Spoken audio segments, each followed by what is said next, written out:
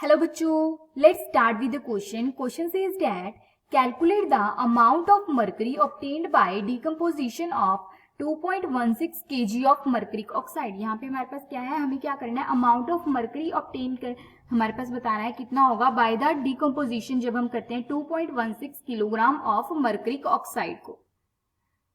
यहाँ पे की कंसेप्ट क्या होगा, की कंसेप्ट होगा हमारे पास यहाँ पे मोल कंसेप्ट, मोल कंसेप्ट.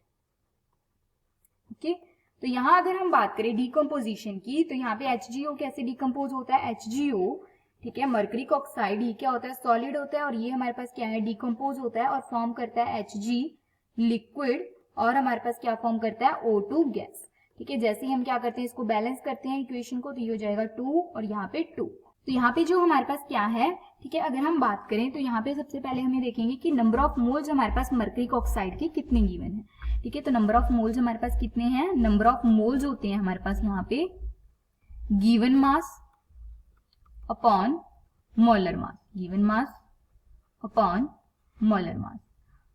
अब अगर हम बात करें यहाँ पे किसकी, गिवन मास की, तो यहाँ पे हमारे पास कितना गिवन है, यहाँ पे 2.16 kg. ठीक है, गिवन है हमारे पास यहाँ पे 2.16 kg है. इसको ग्राम में कन्वर्ट करेंगे तो इनटू 1000, तो ये हो जाएगा हमारे पास 2160 ग्राम. ठीक है, तो गिवन है 2160 ग्राम. और मोलर मास हमारे पास कितना होता है HgO का, अगर हम देखते हैं तो मोलर मास होता है हमारे पास HgO का, Hg का होता है हमारे पास यहाँ पे 200 और हमारे पास क्या होता है जो ऑक्सीजन है इसका होता है 16, तो ये क्या हो जाएगा हमारे पास 216. तो यहाँ से हमारे पास क्या आ जाएगा, ये हो जाएगा यहाँ से 10 मोल्स. यहाँ पे हमारे पास कितने मोल्स निकल के आए हैं, 10 मोल्स हमारे पास क्या है, HgO के हमारे पास यहाँ पे. ठीक है, डिकम्पोजिशन के हमें बताना है. तो अगर हम यहाँ बात करें तो जो 2 मोल्स हैं वो क्या कर रहे हैं हमारे पास, तो यहाँ पे डिकम्पोजिशन के बाद कितना दे रहे हैं, 2 मोल मर्करी दे रहे हैं. 2 मोल ऑफ HgO ये क्या कर रहे हैं हमारे पास, गिव्स 2 मोल ऑफ Hg. ठीक है, तो जो हमारे पास 1 मोल है वो कितने देगा, 1 मोल ऑफ HgO ये देगा हमारे पास यहाँ से 2/2 इंटू 1 कितना हो जाएगा यहाँ से हमारे पास 1 मोल ऑफ Hg.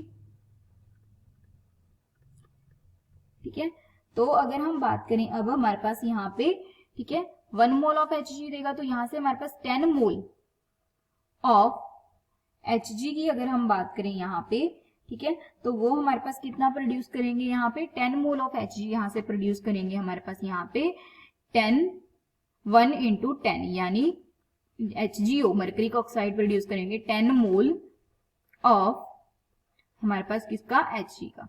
अब अगर हम बात करें 1 मोल ऑफ Hg, क्योंकि हमें अमाउंट करनी है, 1 मोल ऑफ Hg किसकी इक्वल होता है, इसका वेट होता है 200 ग्राम.